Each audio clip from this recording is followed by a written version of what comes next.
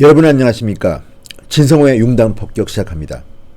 오늘 융단폭격의 대상자는 김은경 전 환경부 장관의 구속영장을 실질심사에서 기각시킨 박정길 영장전담 부장판사 서울동부지법 소속입니다. 박정길 판사에 대해서 융단폭격을 내리겠습니다. 자, 어제 저희가 김은경 전 환경부 장관과 관련해서 여러 가지 말씀을 드렸습니다. 김은경 전 장관의 영장이 받아들여지든 기각되든 청와대에 대한 수사는 급물살을 탈 수밖에 없다. 김기춘 전 청와대 비서실장이나 조윤선 전 정무수석의 예를 보더라도 법의 잣대는 늘 같아야 하며 정의는 변할 수 없다는 것입니다. 그리고 촛불 정부라고 부르는 문재인 정권이 과거 정권과는 다르게 하겠다고 해놓고 이를 어겼습니다. 그런데 박정길 판사는 최순실 일파란 표현을 쓰면서 정치 판결을 연상하는 사면 이유서를 밝혔습니다. 사면 이유서가 아니라 기각 이유서를 밝혔습니다. 자, 이쯤 되면요 정말 걱정이 됩니다. 도대체 이 정권은 내로남불을 떠나서 이제는 청와대의 압력이나 민주당의 압력이 들어가면 법원도 움직이게 되는가? 물론 저는 어쨌거나 법원의 판결을 일단 존중합니다.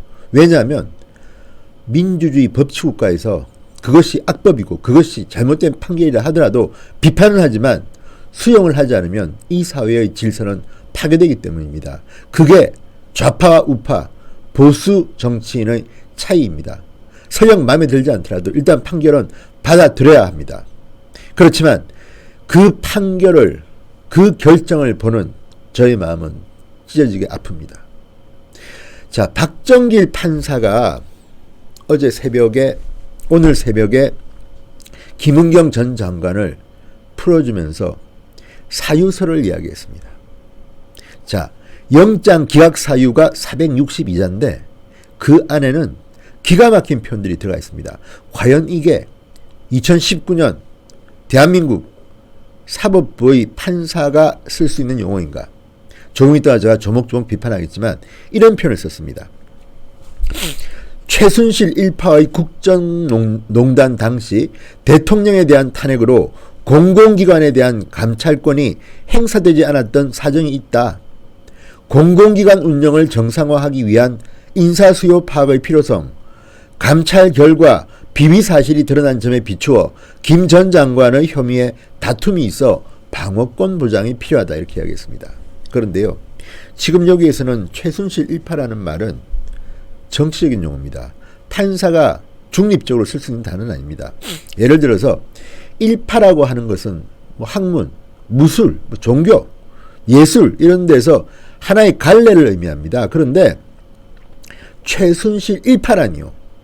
그리고 최순실 씨가 잘못한 것은 법원에서 판결해서 단죄하면 되지만 지금 이것은 정치적 핑계를 대서 문재인 정권의 환경부 장관에 대해서 면죄부를 주는 거나 다름없는 아주 정치적인 표현입니다. 자, 이에 대해서 이제 광주지검 순천지청장 출신의 김종민 변호사가 이렇게 말했다고 합니다. 중앙일보에서 이런 인용을 했습니다. 같은 사안을 놓고 지난번엔 블랙리스트라며 중형을 선고하고 이번에는 인사협의 관행에 따른 것이라며 구속영장 기각, 그러면서 로또 사법의 시대라고 말했습니다. 자, 김종민 변호사는 자신의 페이스북에 이렇게 적었다고 중앙일보가 보도합니다. 로또 사법의 시대, 정말 좋은 표현입니다. 로또입니다. 운 좋은 판사 걸리면 영장 기각되고 운 나쁘면 그냥 감방 가는 겁니다. 지금 김기춘, 조윤선 두 사람은 중형을 선고받았습니다. 그런데 같은 혐의로 보이는데 이번에는 최순실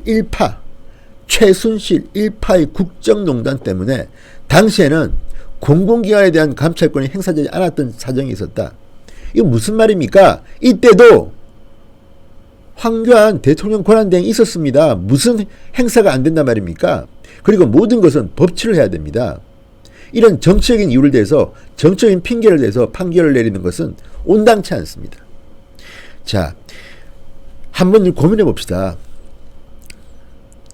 김은경 전 장관의 행위는 나쁘다. 문제가 있다. 그렇지만 상황이 탄핵 국면이었으니까 봐줘야 된다. 이런 논리가 그래서 나쁜 짓을 해도 정당화할 수 있다. 이런 논리가 대한민국에서 통용돼야 되는 겁니까? 그러니까 김은경 전 장관은 문제가 있는 행동을 했다. 그렇지만 그 당시 상황은 최순실 일파의 국정농단 때문에 할 수 없어서 할 수밖에 없었다. 이런 말도 안 되는 정치적 논리로 김은경 전 장관을 풀어준 겁니다. 여러분 납득이 되십니까? 이게 대한민국 사법부 맞습니까? 기가 막힙니다. 또한 이 박 판사가 영장기각 사유 마지막에 적은 문장이 아주 기가 막힙니다. 직권을 남용해 의무 없는 일을 하게 한다는 구성 요건에 대한 고의나 위법성 인식이 다소 희박해 보이는 사정이 있다. 직권을 남용해 의무 없는 일을 하게 한다는 구성 요건에 대한 고의나 위법성 인식이 다소 희박해 보이는 사정이 있다. 이게 뭡니까? 직권을 남용했는데 위법성 인식이 잘 몰랐다는 이야기입니다. 그러니까 김은경이는 좀 불법을 좀 했는데 이게 잘못된 것인지에 대해서는 인식이 다소 희박하다. 아주 교묘한 말을 하고 있습니다. 그렇다면 사람 죽이고도 이거 이렇게 하면 칼로 찔러서 사람이 죽는다는 인식을 못했다. 그러면 다 무죄입니까? 이거는요 말도 되지 않습니다. 이거는 정말 위법성 인식이 다소 희박해 보이는 사정. 이거는 코에 걸면 코걸이, 귀에 걸면 귀걸이입니다. 자, 이거는 예를 들어서 이제 뭐 징역형을 때리는데 10년형을 2년형을 때린다든지 뭐 5년형을 7년형을 때린다든지 뭐 나름대로 양형 기준, 양형 심사의 기준은 될 수 있을지 모르겠습니다. 위법성 인식이 다소 희박해 보인다. 왜냐하면 잘 몰랐다는 거니까. 그런데 문제는 이걸 갖다가 구속 기각 사유로 됐다는 거는 대단히 부적절합니다. 이거는 뭐 법률 전문가들이라면 다 알 수 있는 그런 상황인데요. 어쨌든 아주 희한한 논리를 냈습니다. 위법성 인식이 다소 희박해 보이는 사정. 야, 이거는 뭐 문재인 정권의 장관들에 대해서는 이렇게 사법부가 봐줍니까? 박근혜 정권의 사람들에 대해서는 이렇게 막 아주 참혹하게 처참하게 판결을 내리면서 이게 말이 되는 겁니까? 그리고 또 하나 기각 사유에 1993년 7월 내려진 대법원 판결을 인용했습니다. 당시 판결은 교도관의 접견 신청 허용에 대한 직권 남용에 대한 결정인데 이 문제가 정말 여기에 맞는 건지도 모르겠지만 얼마나 갖다 댈 게 없으면 1993년 7월 그때 내려진 대법원 판결을 인용했겠습니까? 예를 들어서 지금 이 문제 직권 남용 블랙리스트 문제는요 그전에는 관행이라고 했지만 촛불 정부라는 문재인 정권 이후부터는 하면 안 되는 일로 지금 굳어진 겁니다. 문재인 정권은 그렇게 말하지 않았습니까? 우리는 다르다. 그리고 과거에는 관행으로 처벌받지 않던 일 때문에 박근혜 정권의 장관, 차관, 청와대 수석, 실장 줄줄이 감옥을 갔습니다. 그전에는 그런 일로 간 적이 없었습니다. 노무현, 김대중, 이명박 정부 때 같은 일을 했던 사람들 전부 다 무사합니다. 그런데 박근혜 정권만 유독 최순실 게이트가 터진 뒤에 이런 일들을 당해야 했습니다. 그런데 그러면 그 뒤로는 문재인 정권은 깨끗해야 될 거 아닙니까? 그런데 자기들은 그 이상의 일을 해놓고 이번에는 법원에서 이렇게 풀려납니다. 물론 이거는 구속영장이 기각된 것이지 김은경 전 장관이 무죄라는 뜻도 아니고요. 어차피 검찰의 수사는 계속됩니다. 이제는 청와대 완전히 압수수색도 해야 됩니다. 조현옥 인사수석 불러야죠. 조국 수석 불러야죠.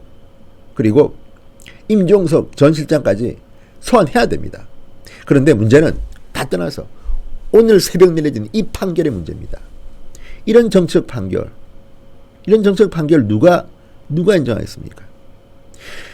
자, 일단 오늘 청와대는 뭐 난리가 났습니다. 청와대 김의겸 대변인, 환경부 블랙리스트 관련해서 검찰이 김은경 전 장관에 대한 혐의로 청구한 구속영장을 기각한 데 대해서 영장 전담 판사의 결정을 존중한다.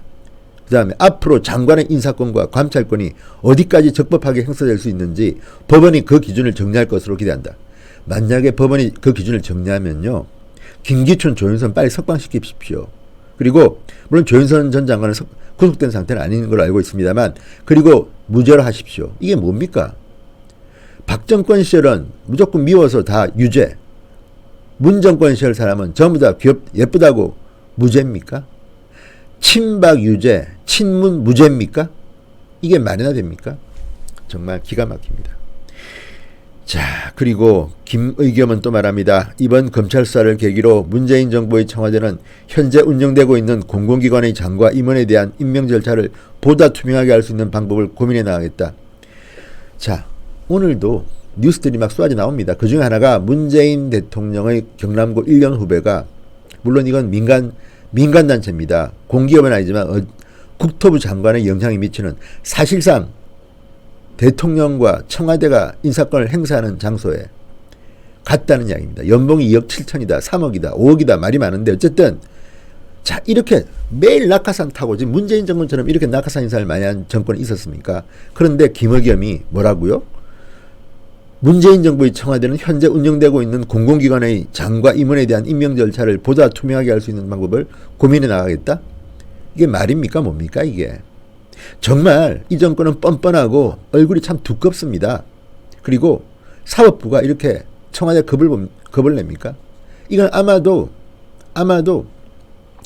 여론재판, 그러니까 여론을 무서워하는 판사의 결정일 수 있겠고, 물론 저는 박 판사가 소신껏 했다고도 봅니다. 왜냐하면 어쨌든 가능하면 구속시키지 않는 것이 맞기는 합니다만, 그렇지만 문제는 잣대가 너무 다르지 않습니까? 김기춘에 대한 잣대, 조윤선에 대한 잣대, 그리고 김은경에 대한 잣대가 왜 이렇게 다릅니까? 이게 나라입니까? 정말 저는 이거 정말 실화 맞습니까? 정말 이런 일이 벌어지고 있는 대한민국 참 부끄럽습니다. 오늘 진성호의 융단 폭격, 김은경 전 환경부 장관의 구속영장을 기각한 박 판사에 대한 이야기였습니다. 여러분 시청해 주셔서 감사합니다. 그렇지만 저는 화가 좀 많이 납니다. 자, 그리고 진성호 방송 지금 구독자 수 14만을 넘어서 훨훨 날고 있습니다. 자, 이 영상 시청하신 분들 중에서 구독 버튼 누르지 않으신 분들 팍팍 눌러주십시오. 데스크탑이나 노트북 컴퓨터로 보고 계신 분은 오른쪽 상단에 빨간 구독 버튼이 있으니까 클릭해 주시고요. 핸드폰 스마트폰으로 보시는 분들은요, 위쪽에 보면 진성호 방송이라는 이름 밑에 빨간 구독 버튼이 있습니다. 터치하시면 됩니다. 여러분 진성호 방송 지원해 주십시오. 열심히 하겠습니다. 대단히 감사합니다.